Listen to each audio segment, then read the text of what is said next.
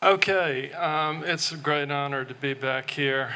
Somebody just asked me on the shuttle the way over, where's home?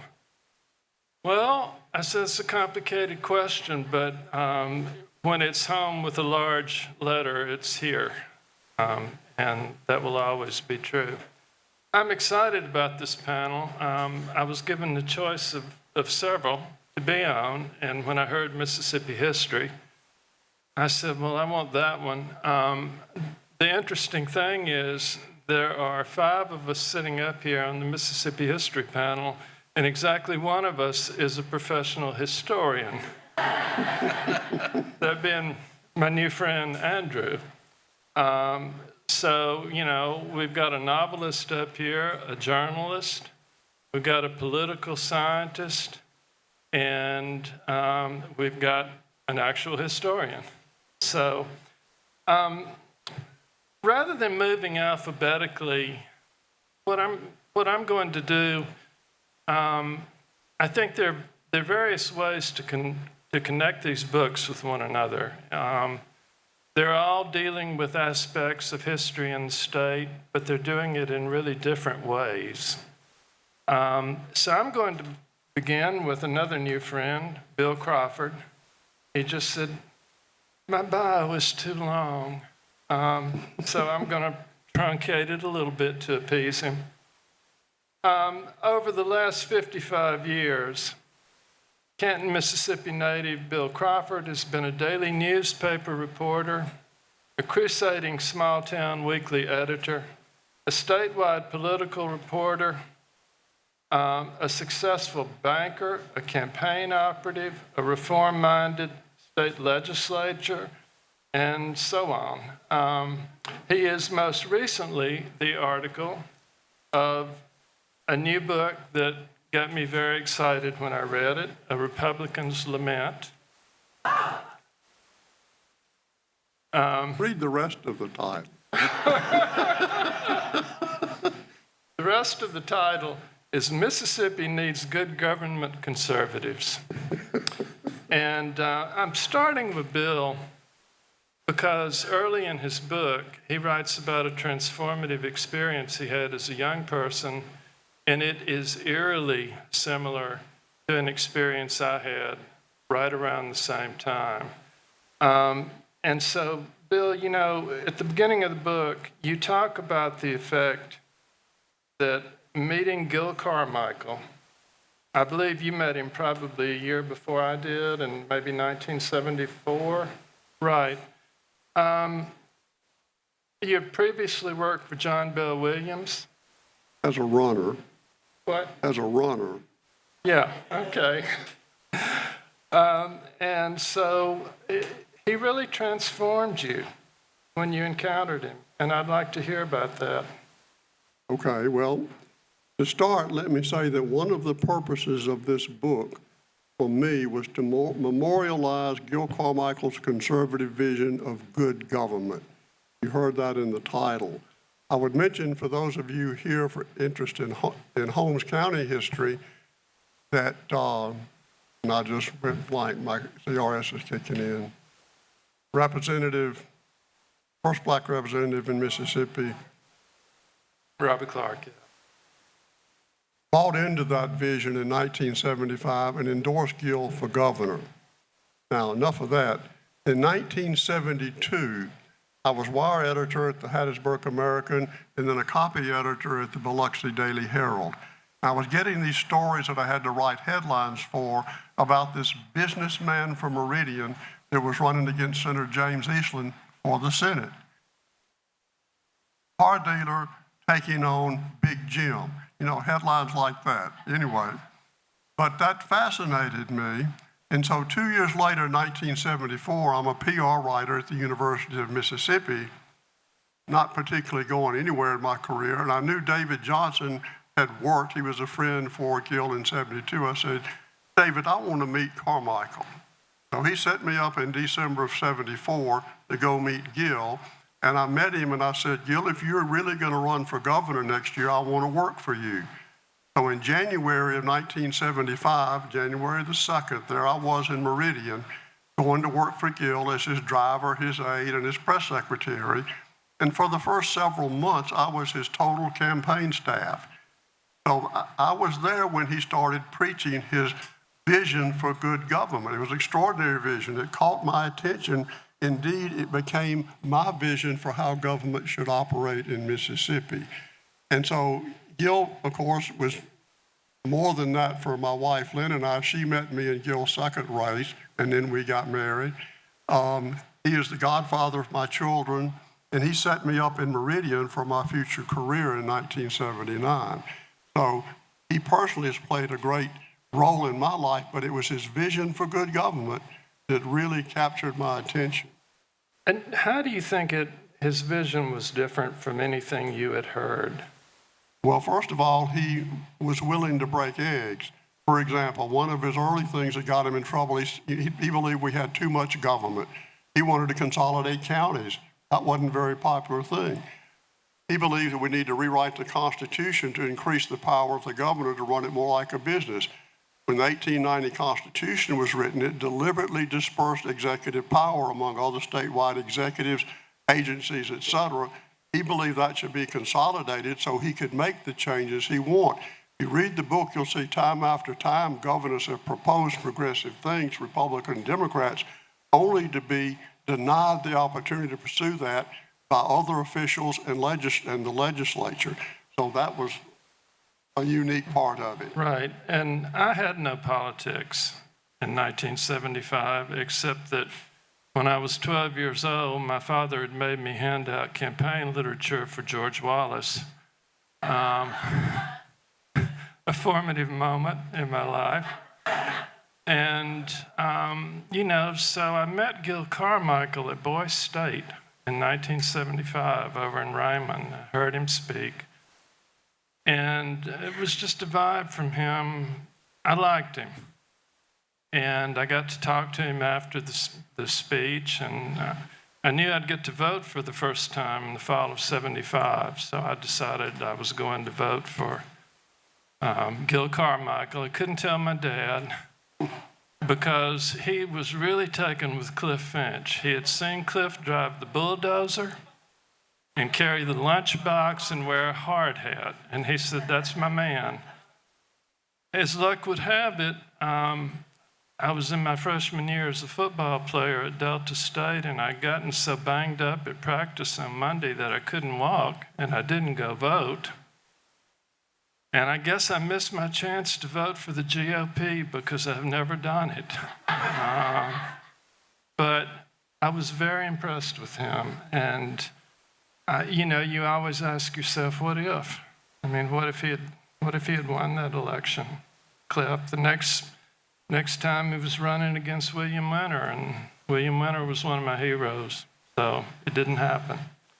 Before you go on, I wanted to read this one paragraph. Go right ahead. Upon Gil's death in 2016, the Northeast Mississippi Daily Journal in Tupelo wrote, "Political leaders like Carmichael, grounded in the private sector and visionary about governance, walk among us seldom. Carmichael calls many Mississippians to rethink what kind of state we seek for all citizens." Now, you mentioned Tupelo again later in the book. You call it the Tupelo model. And, for me, I haven't lived in the state for 43 years, 44 years. It's been a long, long time. And you were actually talking about stuff that happened in Tupelo, and clearly you thought they were on the right path there. And you say something to the effect that people learned that acting in their self-interest could coincide with working for the common interest at the same time. And I'd love to hear you say a little bit about that as well. Okay, and of course, that's not my story. I know. I'm an observer for that. But the story of a newspaper editor, George McLean, starting a cultural revolution in Northeast Mississippi is a great story. And you can read Vaughn Grisham's book about that if you want to see it in detail. But the concept you're talking about was he convinced business leaders that they would do better if everybody did better, okay? And so he got very intentional about ways to study, research, and improve the economy. They'd been a cotton economy. He convinced them to buy a bull, and they became a dairy economy. That went on for a while, very successful. Then they transitioned to the furniture industry, the cut and sew industry for many years. Then they transitioned to advanced manufacturing. Every step was planned, thought about, executed. And what happened over that time was development of a culture, of a community of business and civic leadership that together planned and worked and got things done. And the remarkable thing for Mississippi is it's been sustained for over 3 generations. It's passed from one leader, started McLean, went to Jack Reed's, gone to others over time. Okay, it's a very interesting model, and it works. A little bitty town in West Alabama, Thomasville, Alabama, studied it, modeled it, and over the past 30 years have implemented, and they took a little bitty town in a very poor county of West Alabama, and it's been very successful. Unfortunately, we don't stick with it. The constant thing there that made the difference has been getting business leadership, as you said, to understand they do better when everybody else does better, and they stuck together on their approach to community and economic development. You know, the word lament means something, obviously, and I have to ask you, overall, are you optimistic about the trajectory that the state is following now? Yes and no. My lament, just so you know, when I got involved in the party in the early 70s, Carmichael, other leaders would travel the state, me when I could in North Mississippi, and we would talk to Democrats and say, the Democratic Party has held us down, kept us on the bottom. Vote for us and we'll get you off the bottom. Over 12 years ago, guess who took control of the state? Republican Party. My lament is we're still on the bottom, and we could have done so much better, particularly if we had adhered to Gill's vision for good government. That's my lament. On the front of the book, you'll see red and blue counties, not political things.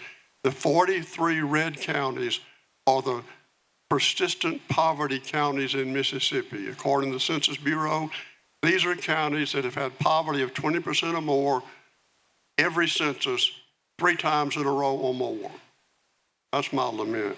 Yeah, a year ago, on the Friday before this festival, I went to my hometown for the first time in 6 years.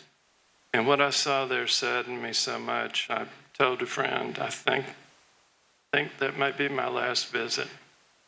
And having said that, there's tremendous strength in this state. I mean, I think there are things in this state that I can't imagine anywhere else. Like, for instance, this book festival is overrun. And I think recognition of arts and excellence in all endeavors is something that keeps me heartened about the state. We'll talk more to Bill a little bit later. I'm going to move on to a new friend. And everybody's a new friend except Ralph Eubanks. I've known him since we were in the cradle. Diane Feldman was born in Washington, D.C., and grew up in New York City before returning to Washington. She was president of a research company there for 30 years. She retired to Mississippi in 2018 and lives in Jackson. In a review of her new book for the Clarion Ledger, Jerry Nash said that in writing about the history of a state, authors typically employ one of 2 approaches: the view from 30,000 feet, which examines statewide economic and cultural trends, officials who serve the entire state, and so on. And then there's the deep dive into just one county or a municipal area. Diane Feldman opted for the latter in her new book, Borrowed Land, Stolen Labor, and the Holy Spirit, The Struggle for Power and Equality in Holmes County. And he says that it is a wonderful deep dive, which was my impression upon reading the book. I learned a lot from it, and I thought I knew Holmes County pretty well from, traveling through there off and on for years. You made a statement that just resonated with me instantly, and I want to make sure that I get it exactly right. So I think I can summarize it effectively. You said that when you moved down here and you started traveling to Holmes County, 45 minutes away, in some basic way, the distance from Jackson to Holmes County was greater than that between D.C. and Jackson. Explain it, my friend. A couple of things. For one thing, Holmes County is one of those red counties on the cover of Bill's book that has persistent poverty. Now, so does the city of Jackson, and so for most of the time I lived there, did Washington, D.C., but it is more pervasive in Holmes County.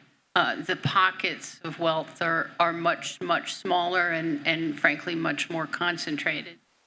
The other difference is that both Jackson and Washington are urban environments, and they are both capital cities, one of the country and one obviously of Mississippi, but that also brings a kind of achievement culture to both of them, where people come to Washington and they come to Jackson because they want to participate in government and power, and because they want to get ahead and they think there are more opportunities to do so. Holmes County is not about achievement culture. The people who are there are from families that have been there for a very long time. They are deeply rooted in community, in the spirit of that community. And so in addition to the persistent poverty, it's a different culture that's about community in a way that I don't think you see outside of rural areas. Yeah, I once had a conversation. A lot of, where I live in Boston and Cambridge, people have a sort of monolithic view of Mississippi. And I was saying something about going to Oxford and, then going to my hometown. And another writer up there said, well, I just think they're probably very similar, right? And it just popped out of me. I said, Oxford has more in common with Boston than it has with Indianola. And when I encountered that statement in your book, I thought, yeah, it's nice to know I'm not the only person who had a notion like that. You spoke about faith, the importance of faith and the struggle for rights in Holmes County, and specifically what's the acronym, COGIC, the Church of God in Christ. Can you say something about the importance of that? I can say a lot about the importance of that, but I'll try to keep it shorter. For me, and I'm not only as Steve said from D.C. and New York, but from a different religious tradition. And I started the book because of an interest in the civil rights movement, and specifically the civil rights movement in Holmes County. I think that for me personally, the thing that I learned the most about was through my conversations with COGIC pastors, the history of the Church of God in Christ and its role in the civil rights movement. And in a broad sense, it came out of the holiness movement in the South in the latter part of the 19th century, which was a very important biracial movement.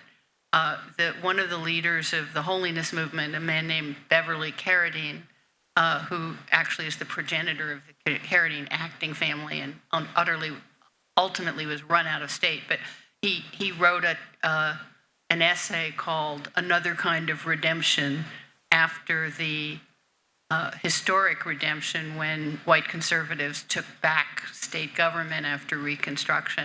And so it was another kind of redemption, and it was about a spirituality that I think was important in the development of the Black church, and certainly the development of the Church of God in Christ. It believed in, the holiness movement believed that you could become sanctified and live your life as Christ did, including service to the poor, and it was a core belief. The Church in God in Christ was founded by Bishop Charles Harrison Mason in 1897. He had been with Charles Price Jones at Mount Helm here in Jackson. They were both very much part of the holiness movement and began preaching in Holmes County. The development of the church then goes through the Azusa Street Revival, which all of Pentecostal religion in the United States, there's a whole other history of Pentecostalism, but it goes back to the Azusa Street Revival, which was again a biracial movement. The organizer of it was a man named Seymour, who was himself, I can't remember if he himself had been enslaved or his parents had been enslaved, but I think he was enslaved. There was a white preacher who was critical of it and who was ultimately responsible for a racial split. But the spirit of it was about a spirit that was beyond race. One of the holiness preachers who's wrote this incredible autobiography in the 19th century, Amanda Barry Smith, writes about her own experience of no longer seeing race through experiencing sanctification and the indwelling of the Holy Spirit. The Pentecostal movement and the experience of a charismatic experience of sanctification is something that happened to Bishop Mason at Azusa Street. And so he came back as a Pentecostal preacher. He and Charles Price Jones did divide at that point, and he founded the Church of God in Christ, which now has millions of members around the world, a church in almost every town in Mississippi, and is very active. Its institutional involvement in the civil rights movement is important inside Holmes County and out. Emmett Till's family was Kojic.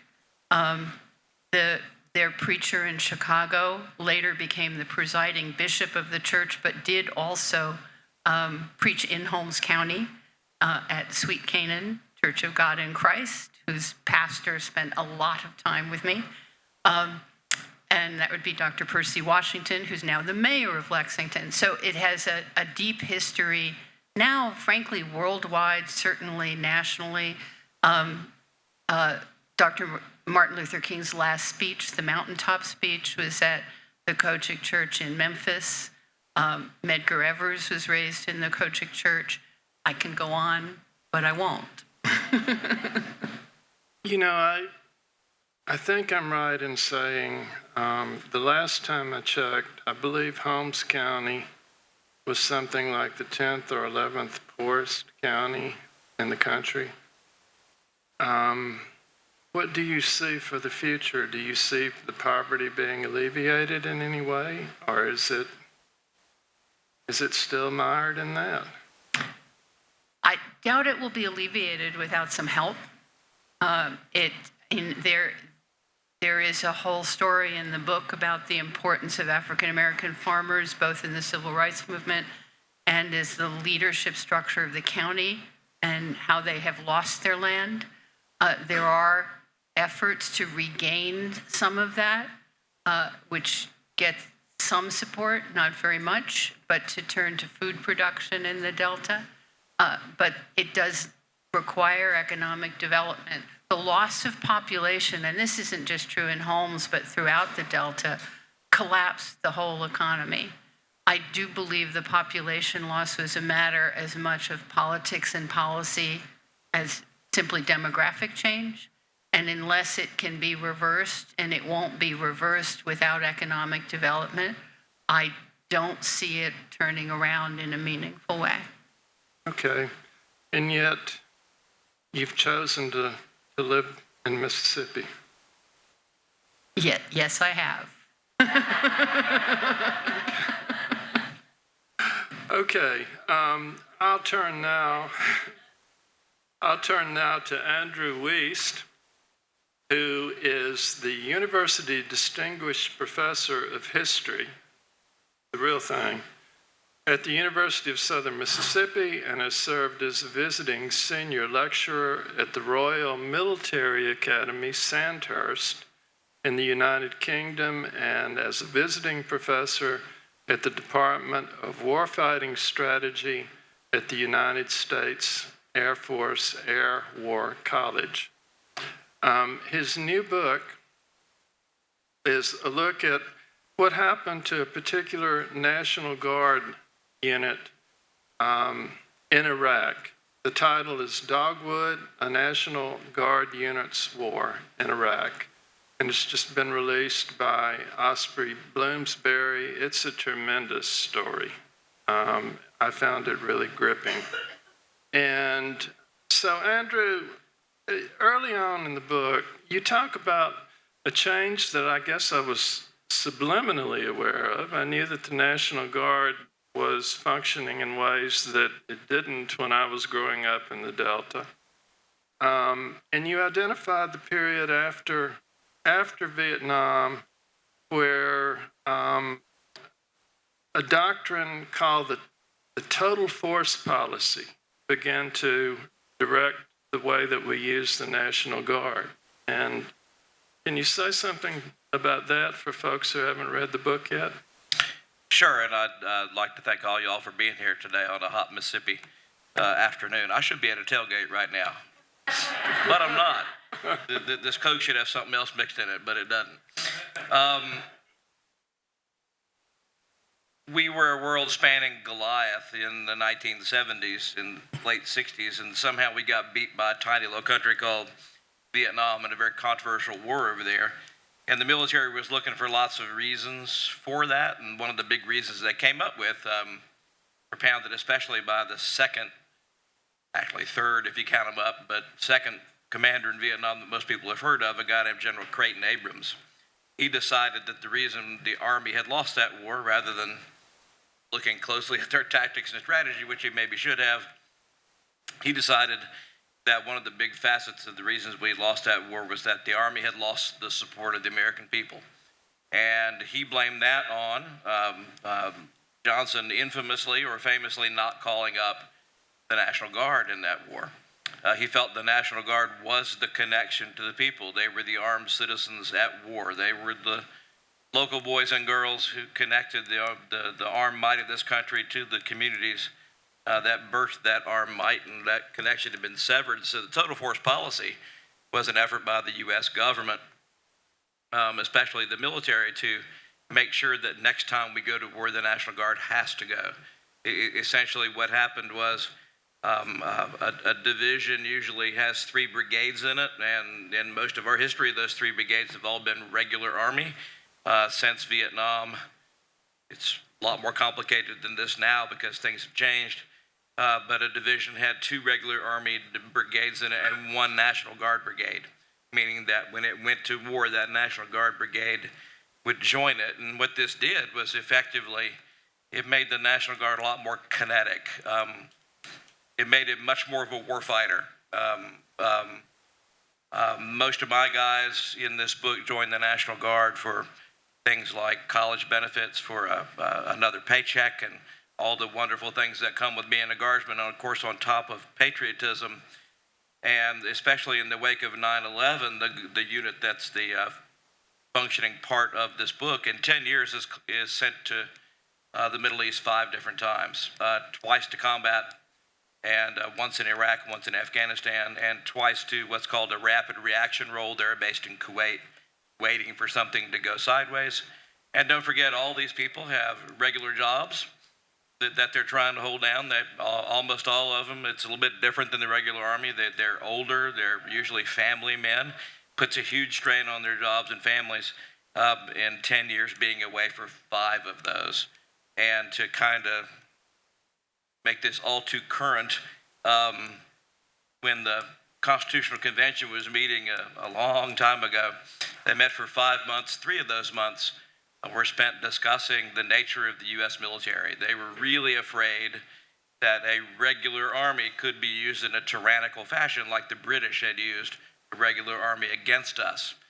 So the constitutional framers tied themselves in intellectual knots, but essentially came up with a military force that was state-based and state-controlled, a militia force that in 1903 in something called the Dick Act becomes the National Guard. But if you look at American history as we move on from that Constitutional Convention, in big moments in time, the Civil War, World War I, World War II, the federal side of things takes more and more control over the Guard. It becomes much less of a state thing and much more of a federal thing, which is pretty much in the news right now. Yeah, and I read a news article in which you were quoted the other day, sent to me by another member of the panel, to the effect that, well, you were being asked about deployment to the National Guard to American cities to act as basically a police force, right? Yes. Okay. And you said that, I don't think this was in direct quotes in the article, but basically you said that was the Founding Fathers' worst fear. Oh, exactly right. Again, the Founding Fathers' worst fear was, the British Army being quartered in your home and things like that. That's the reason we're a militia-based country. It's interesting when you use the National Guard and the Army in moments like this. I mean, one of the big moments is Reconstruction after the Civil War, which brings the Army to the South to reconstruct the South, and it results in something called the Posse Comitatus Act, where the Army's not supposed to do that anymore. However, the door's a little bit cracked for the National Guard to do that. The big National Guard moment in which the National Guard does that, and it's, again, a function of the way our society works. In the 1960s, the Arkansas National Guard, the Mississippi National Guard, and the Alabama National Guard were called out to enforce segregation in those states. The president federalized them in each case and made them do the exact opposite. So when you develop a power like that, the other team eventually gets to use it as well. One of the stories I grew up hearing around Oxford as an undergrad was during the James Meredith crisis, when JFK federalized the National Guard. We're treated to a scene in which one of Faulkner's nephews is outside the Lyceum. He's the one who is, I think, about to assault the Lyceum, and inside is his brother, who is forced to tell him, "Don't do this," because he's a National Guardsman. I may have the positions backward, but one of them was inside, one of them was outside. Is that the system functioning the way it's supposed to? One of the things that is the National Guard is maybe the most complicated legal thing this country has. It's divided into 54 things. Sometimes it's federal, sometimes it's state-controlled but federal, and sometimes it's state-controlled. And the jurisprudence on it is still working its way through the courts. I mean, the courts are still trying to figure out right now, in the case of California, who has the ultimate control over these things. But I would argue, yeah, that's the way the National Guard is supposed to work. I mean, when the orders come down from the top, and they're not illegal ones, you're supposed to do what your command says. That is, again, something for all of us to politically argue about, and it's a really good reason to get out and vote in the next election, because somebody's going to have that power, and you want it to be somebody you agree with. I think you're going to be getting a lot of calls from journalists. Already are. Don't worry about that. We already are. Something that you do so beautifully in this particular book is you explore what happened sometimes to guardsmen who were deployed to Iraq and when they came back. And I just wondered if you could maybe tell us about, I don't know, one or two instances. Sure. When I teach about big wars, they tend to be talked about like what we were talking about just then. And in big political terms, there's, deep angst on both sides. You're going to lay blame on somebody. And what we often forget is that in the case of the Guard, they're a little older, but 22-year-old regular Americans are caught in the crosshairs on these things, and it's not a big political thing for them. It's a life and death thing for them. And so the main focus of this book is on those humans, who they were, the cost they paid, and in the case of your question, what happened after they came home. And I'll just give you two quick examples.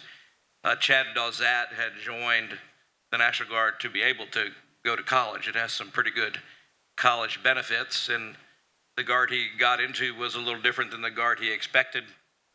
He was almost immediately deployed to Iraq and had his arm pretty badly mangled when a 155 millimeter artillery shell, improvised explosive device, went off next to his vehicle.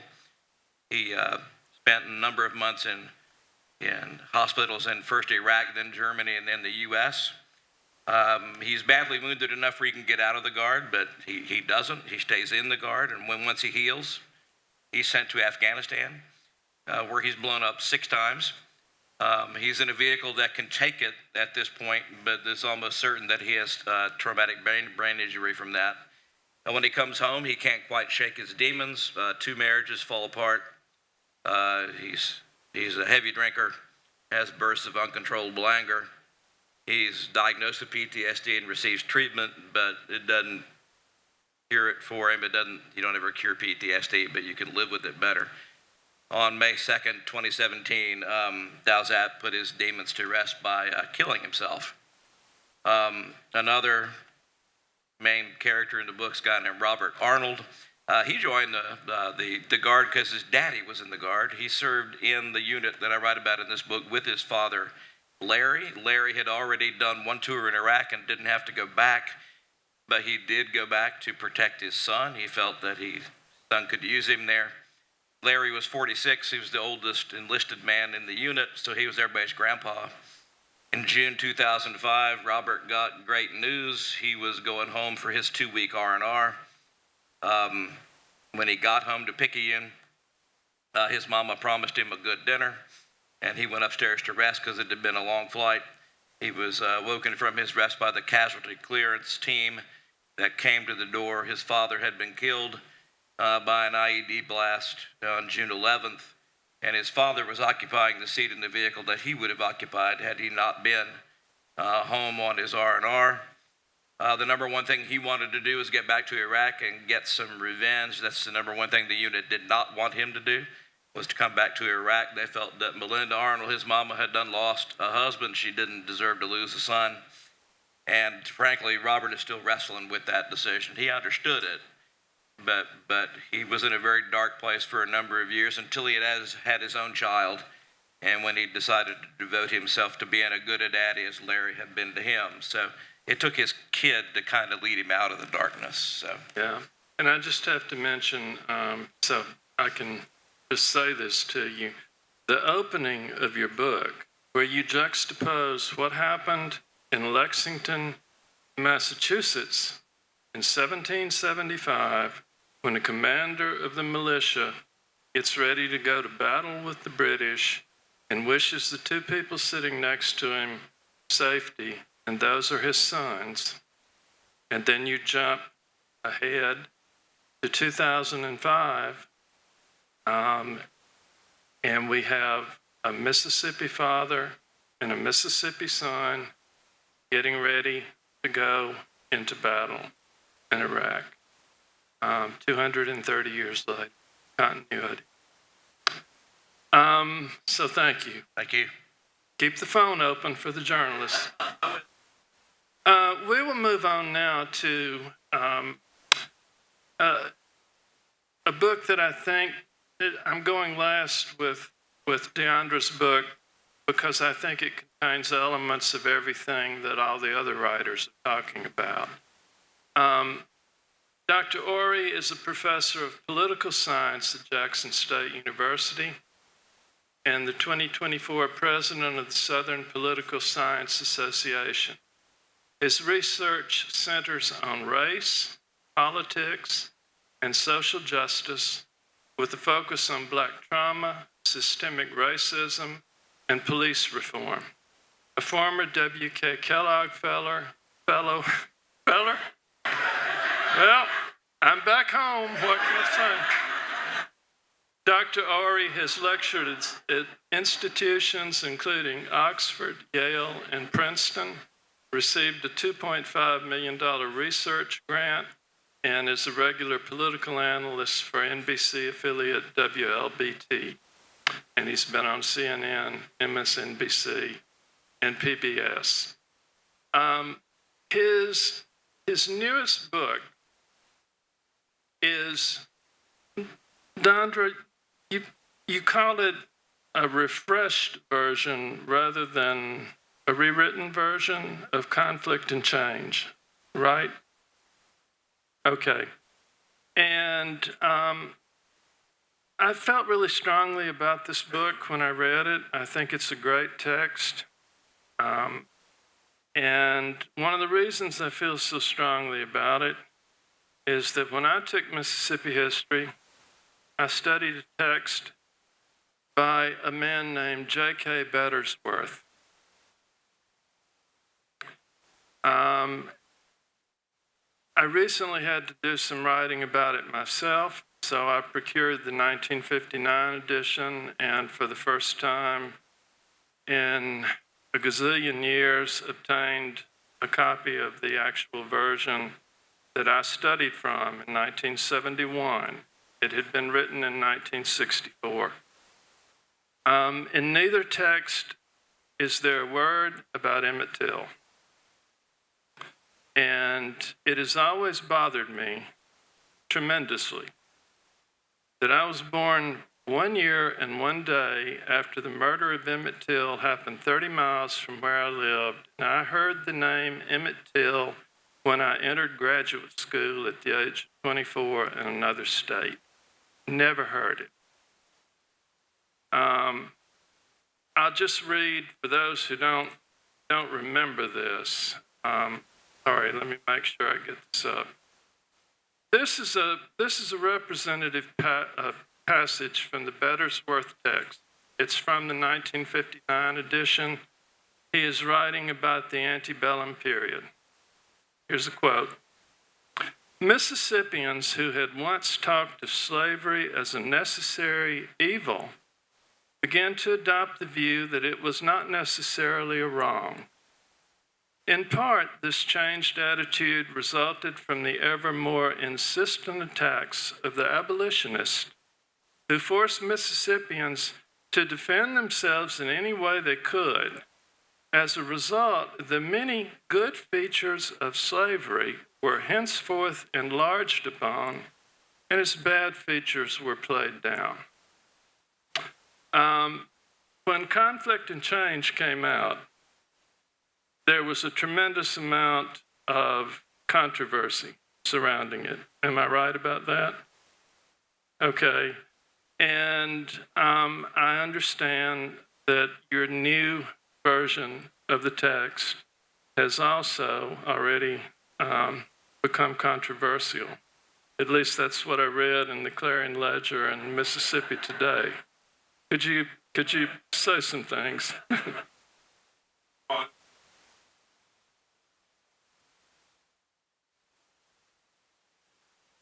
Jim Lowen, author of Lies My Teacher Told Me, sold almost 2 million copies, so it's just a little pressure, just a little.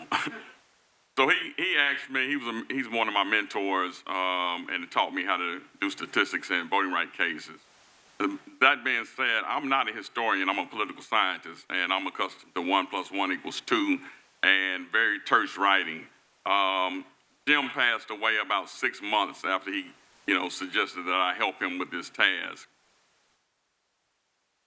The first book was banned, and I'd be remiss if I didn't introduce to you one of the original writers, Dr. Jean Hairston Middleton. Yeah.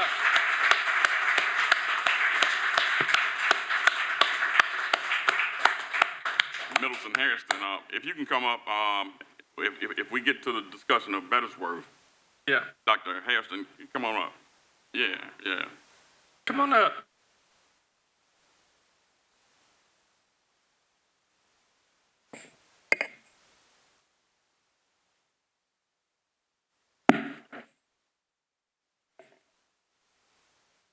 Thank you.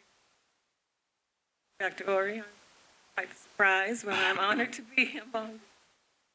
So, you know, the Bettersworth book was a book that did not provide any expanded versions or any really facts as related to issues related to race.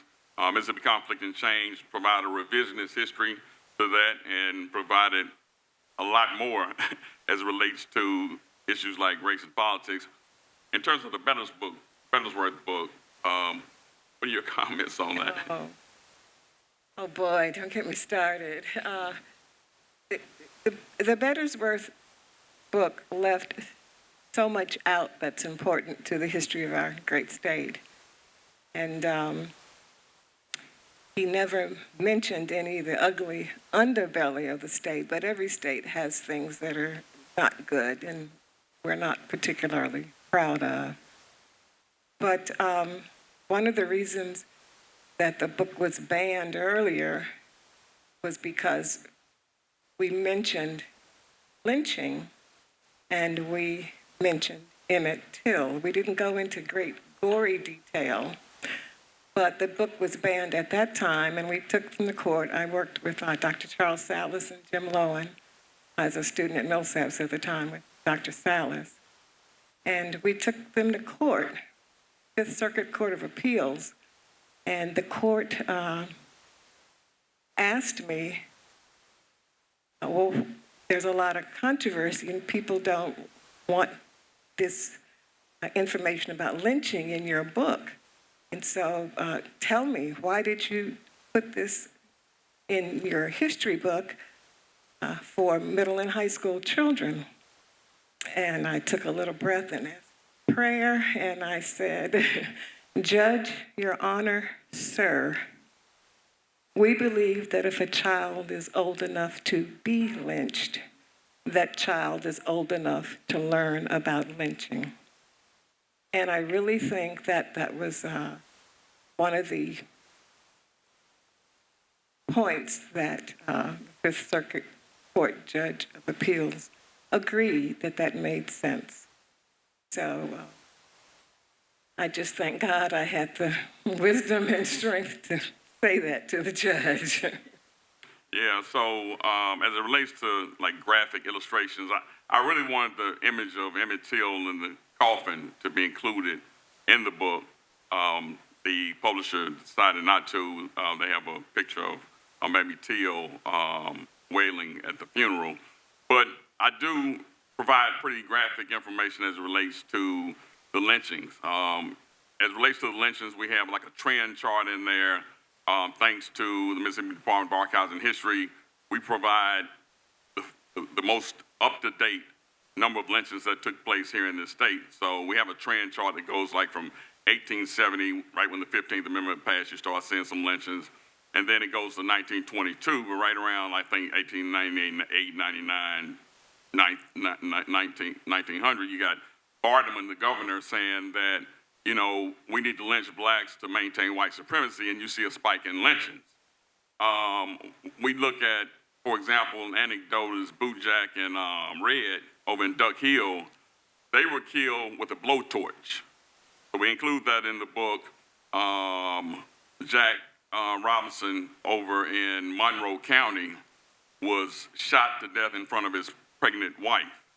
So I try to provide details that will immerse the reader to understand the terrorism that took place and the violence and brutality that took place.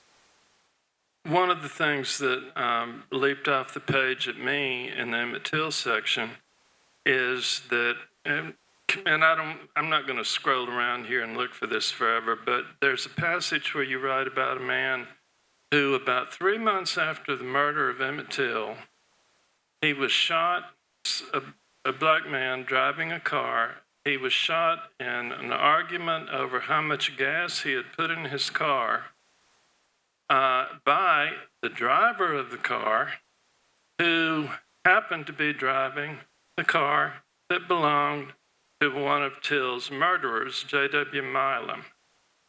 And that kind of granular detail, which there's a lot of, in your book, in our book. In your book, both of you, yes. That I think it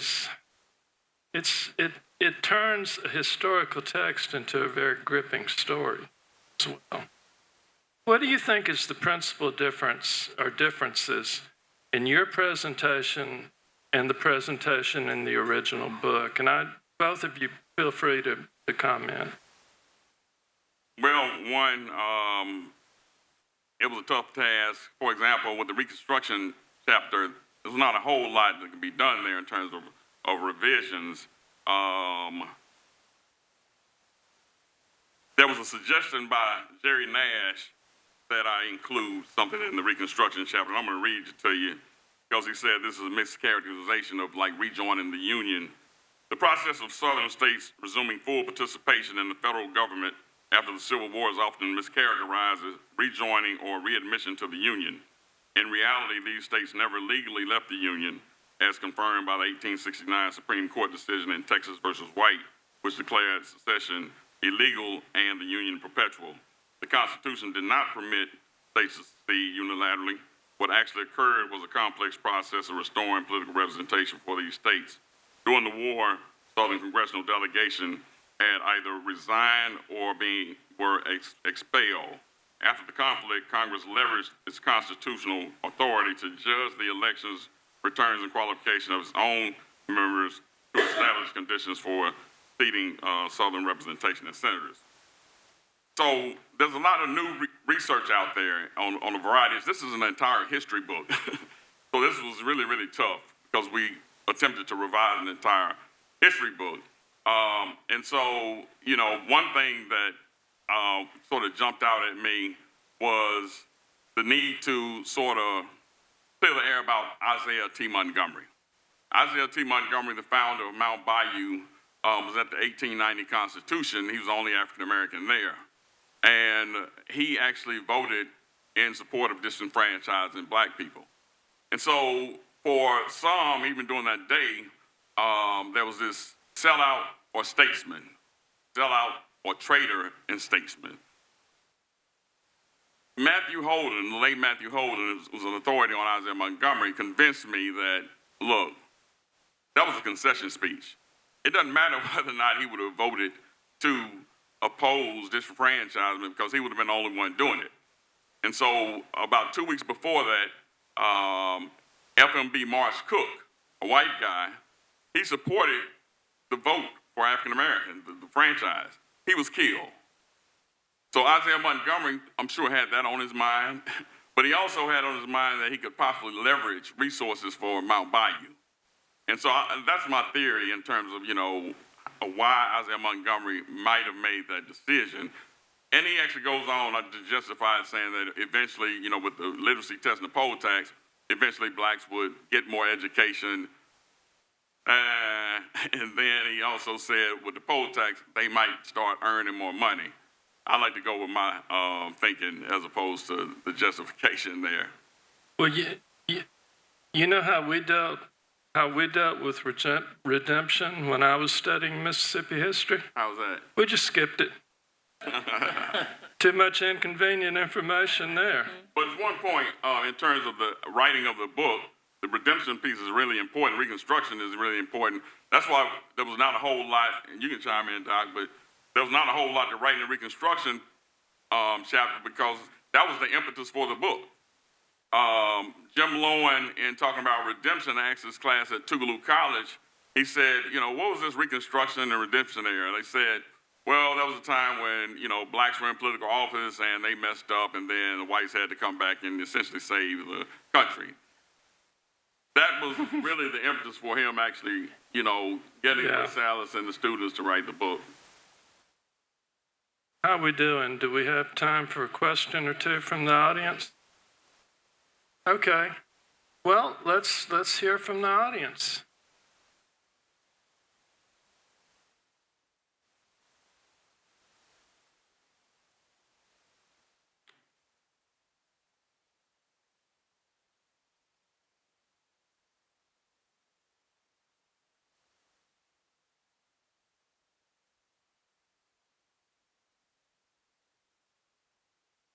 I can't, we can't fully hear.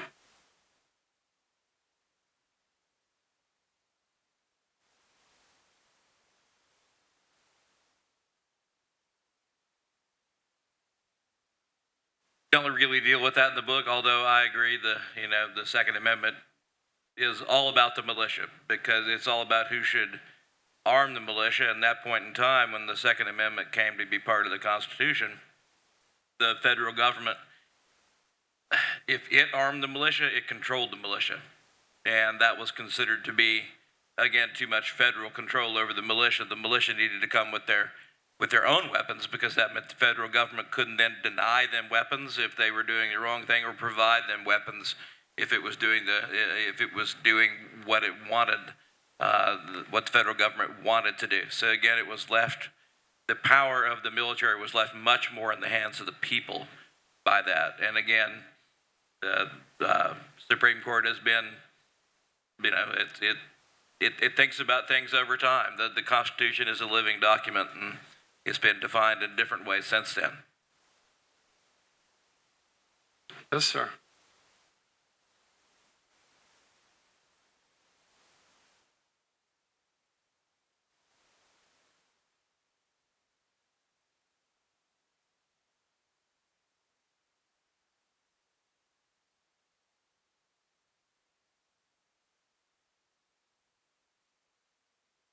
Yeah, so the book was actually submitted to be an ancillary or a supplemental text. The question was, there was a textbook commission originally that essentially banned the book, the original book, and is that similar the case today? So the book was submitted by the University Press as ancillary or supplemental text, to ask them whether or not it could be a supplemental text. And their response was, it's too controversial.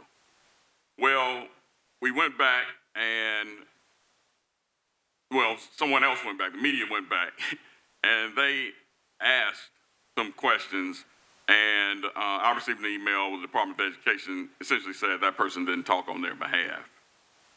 So right now, we can still submit the book for adoption. And I currently serve on the Board of Trustees of the Jackson Public School District.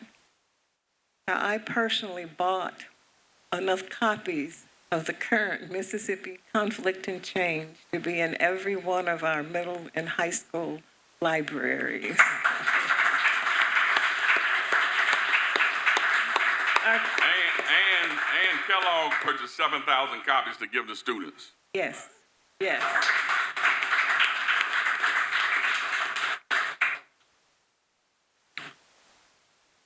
One more. We have time for one more. Okay.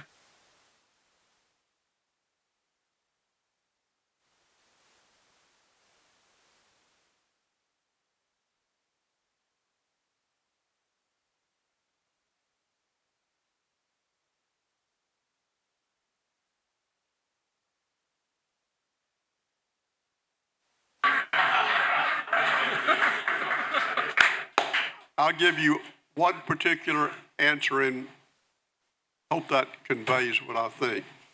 There's something called starve the beast budgeting. Milton Friedman started talking about this long ago. Reagan considered it. Fordyce and Barbara governors, Republicans believed in it. The concept was if the government doesn't have money, it can't spend it. That doesn't work at the federal level, but the state level where you have to balance the budget, it does. But here was the concept as it was supposed to be.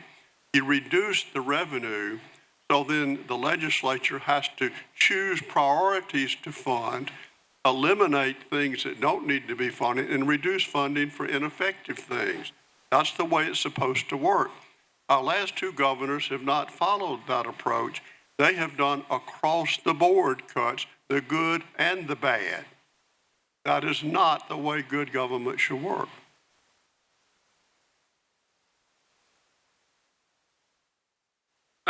Yes, we're all signing books. We love to sign books.